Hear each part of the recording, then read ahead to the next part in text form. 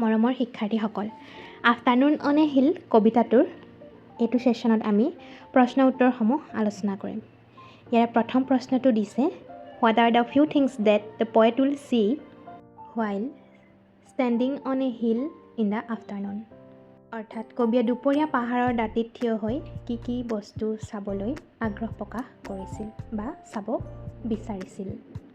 এনচাৰটো হ'ব, the few things R 100 flowers, cliffs, clouds and grass that the poet will see while she is standing on a hill in the afternoon. Next question, when will the grass bow down and rise again?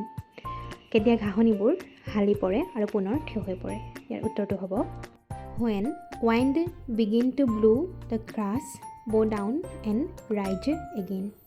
Next question, what will the poet do on the hill in the afternoon?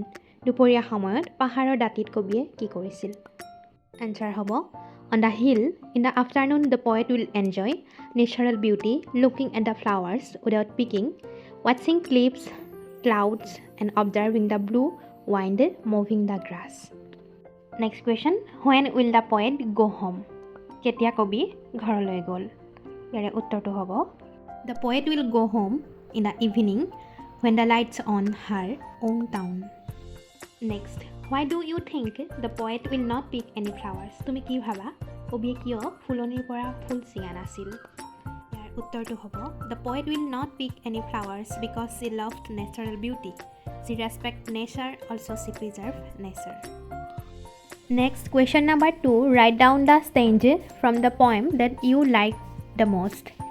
কবিতাটো 3টা স্তবক আছে, ষ্টেঞ্জাৰ্ছ আছে, তাৰে আটাইতকৈ তোমাৰ কোনটো ভাল লাগিল, কোনটো স্তবক ভাল লাগিল, সেই স্তবকটো তলত দিয়া খালী ঘৰত লিখিবলৈ কোৱা হৈছে।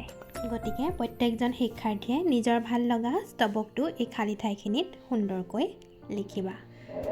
কিতাপত লিখাৰ ক্ষেত্ৰত সদায় কলমৰ সলনি পেঞ্চিল ব্যৱহাৰ কৰিবা। Question number 3, read the following explanation of the 3 stanzas of the poem given below. Identify and write the stanza number next to each explanation. অৰ্থাৎ কবিতাটোৰ 3টা স্তবকৰ ইয়াত সুন্দৰকৈ ডেছক্ৰাইব কৰা হৈছে, অৰ্থাৎ বৰ্ণনা কৰা হৈছে। কাষত খালী ঠাই দিয়া হৈছে। এই এক্সপ্লেনেশ্যনখিনি বা বৰ্ণনাখিনি কবিতাটোৰ কোনটো স্তবকৰ লগত মিলিছে সেয়া তোমালোকে মিলাই সংখ্যা আকাৰে, যিহেতু 3টা স্তবক আছে, 1, 2, 3 সংখ্যাৰে বৰ্ণনা কৰিব লাগিব। ইয়াতে উত্তৰটো মই কৰিয়ে দিছোঁ। Question number 4, match the following. অৰ্থাৎ খেলিমেলিকৈ দিয়া আছে, আমি শৃংখলাবদ্ধভাৱে সজাব লাগে। The poet, a lot of flowers, the grass আৰু lights দিছে। আৰু বিপৰীত দিশত দিছে, so up from the town will be on a hill in the afternoon, are in the hill, bows down and rises again. গতিকে মই মিলাই দিছোঁ, তোমালোকে নিজেও সুন্দৰকৈ মিলাই ল'বা। নেক্সট আমি বাকী থকা প্ৰশ্ন উত্তৰসমূহ আলোচনা কৰিম। Thank U.